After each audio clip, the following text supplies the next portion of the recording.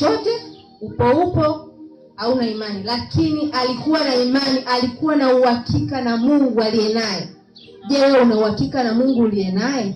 Amina. Una uhakika? Amina. Basi leo uwe una uhakika na Mungu uliye naye na uinue imani yako. Ufunguliwe hata kabla ibada haijaisha. Kuna wengine wameshafunguliwa, ibada imeanza tu wamefunguliwa. Imani yako, jitahidi na wewe mwingine kabla hata ibada haijaisha ufunguliwe. Usirudi nyumbani kama ulivyokuja. Urudi na majibu ya maswali yako. Urudi ukiwa umefunguliwa matatizo yako. Amen. Tunyanyue kiwango cha imani kama Musa.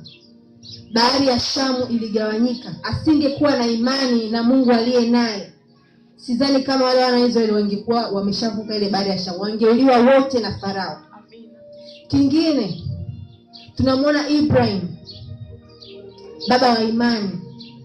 Na yeye alikuwa na imani, yani yeye ni imani yake haijawahi kutetereka. Ukiangalia hata mke wake Sara pia alikaa miaka ni mingi sana kupata mtoto, lakini ahadi ya Mungu na imani kutokana na wale watu waliokuwa nao, Mungu alimpa mtoto katika umri ukiwa umeenda. Hiyo ni nini? Ni imani. Na unatakiwa uwe na imani kama wale waliopita. Na wenyewe walikuwa ni binadamu kama wewe.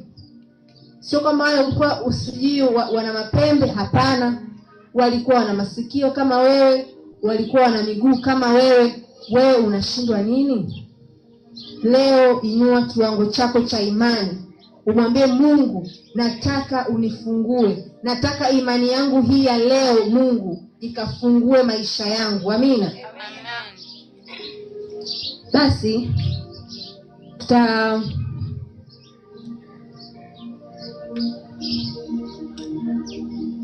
tutamalizia hapa na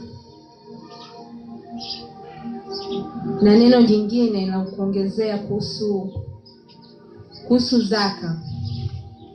Amina. Amen. Tunapokuja mbele za Mungu tunatakiwa tumpelekee zaka. Na zaka ni sheria, sio kwamba ni kitu ambacho tu kimetungwa. Ni sheria. Watu wa zamani walikuwa